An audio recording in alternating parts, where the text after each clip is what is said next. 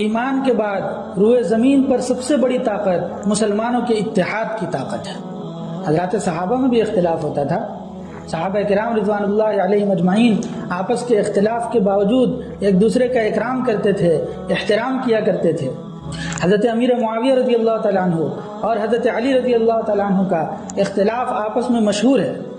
लेकिन उसके बावजूद जब एक मरतबा रूमियों ने हज़रत अमीर मुआविया के पास ये पैगाम भेजा कि हम अपनी फ़ौज भेज रहे हैं और तुम इस फ़ौज और लश्कर के साथ हज़रत अली के साथ मुकाबला करो और उनके ख़िलाफ़ लड़ाई करो, तो उस वक्त हज़रत अमीर मुआविया रज़ी अल्लाह तआला अन्हु ने जो जवाब दिया था वो जवाब ये था, हज़रत अमीर मुआविया रज़ी अल्लाह तआला अन्हु ने लिखा कि ए रूमी कुत्ते, हमारे आपस के इख्तिलाफ का तुम गलत फ़ायदा उठाना चाहते हो। अगर तुमने हज़रत अली की तरफ आँख उठा करके भी देखा तो अली की तरफ से लड़ने वाला पहला सिपाही अगर कोई होगा तो वो अमीर मुआविया होगा।